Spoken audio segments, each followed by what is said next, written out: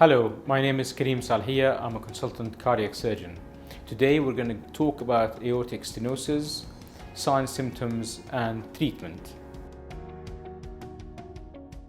The aortic valve is one of the heart valves that separates the main chamber of the heart, the left ventricle, from the big artery of the body, the aorta.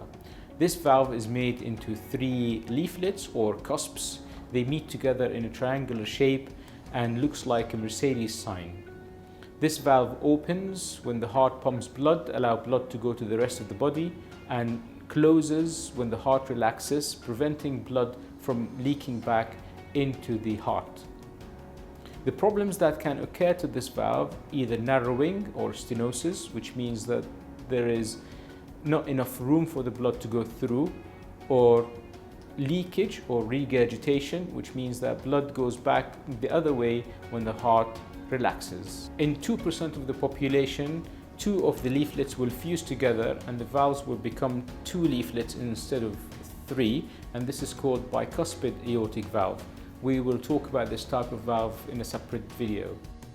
In aortic stenosis or narrowing of the aortic valve, there will be a small opening of the valve not allowing blood to go through. The reasons for this are either congenital aortic stenosis, which is narrowing of the valve that occurs at birth, which is a congenital anomaly. But the second type is the degenerative or the calcific aortic stenosis. This is the commonest type and it occurs as we grow older, associated with calcification of the leaflet and tightening of the opening. There is a third type, which luckily we don't see much of these days. It's called rheumatic aortic stenosis. This is secondary to an infection called rheumatic fever. Luckily, like I said, we don't see much of it these days. How is aortic stenosis diagnosed? The first thing in aortic stenosis diagnosis is to have a good clinical examination. There are signs in the clinical examination such as hearing a sound of the heart. It's called a murmur. This gives us an indication that there is something wrong with the valve. But the ultimate diagnosis is made through echocardiogram or a scan of the heart, which gives us a very accurate diagnosis and quantification of the degree of the narrowing of the valve, especially with the presence of advanced technology and modern echo machines and the expertise that we have in performing these echocardiogram. Sometimes the echo that's done through the chest is not enough and we have to do what we call a transesophageal echo, which is an echo from behind the heart to give us a clear idea of where the narrowing is and the exact degree of the narrowing. Is it a must to have an angiogram or a cardiac catheterization? Previously, this was the gold standard, but with the new modern echo machines, this is not necessarily anymore. However, a cardiac catheterization or an angiogram is essential to rule out the presence of a coexisting coronary artery disease, especially if a patient is undergoing surgery to fix the narrowed valve. How do we classify or grade aortic stenosis? Aortic stenosis is classified into 4 stages: mild, moderate, severe, and critical aortic stenosis. This classification is made based on pressure differences between the heart, we call pressure gradient, and also by measuring the opening area of the valve. All these measurements are performed through echocardiogram, as we said. The symptoms of aortic stenosis include breathlessness on exertion, or we call it dyspnea, or getting breathless on performing an effort. Also, we get tightness in the chest, or it's called angina, which is chest pain on exertion. When people suffering from aortic stenosis frequently report tiredness and exhaustion, as well as in later stages they get syncope or presyncope, which is dizziness or blackout associated with sudden movements such as bending down or standing from a sitting position. What's the effect of aortic stenosis on the heart?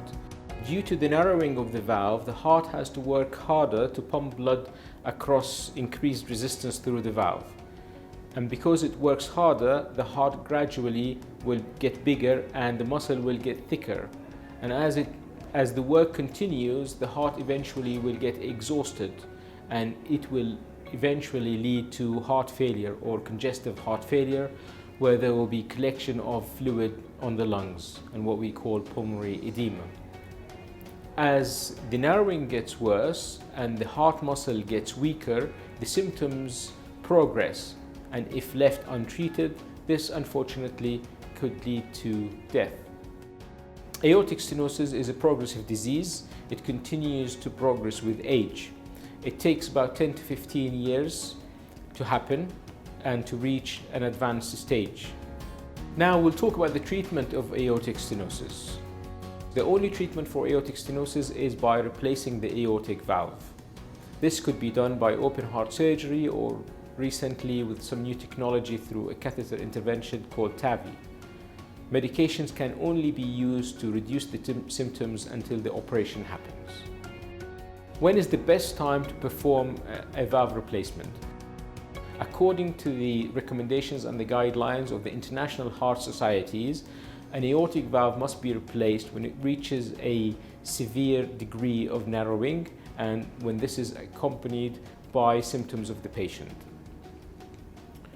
If the patient has mild to moderate symptoms, then they should remain under surveillance with regular follow-up and regular echocardiograms every 6 months to a year, depends on the patient's case. Sometimes we expedite operations or delay them, depends on the patient condition and on meticulous study of each individual patient's condition. In some conditions, we have to intervene fairly quickly and the operation becomes urgent, and it should be done within the same hospital admission.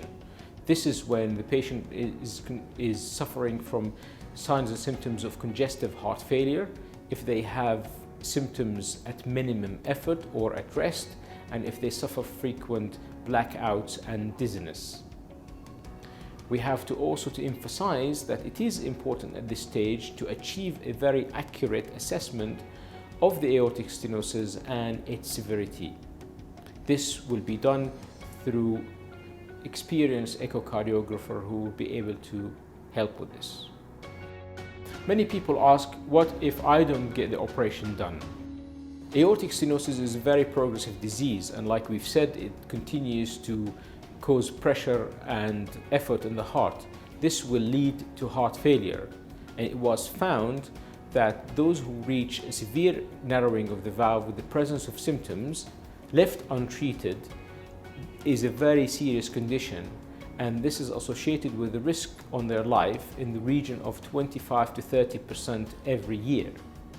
Therefore, any patient considering delaying the operation must be fully informed about the severity of this decision. And we wish everybody health and happiness.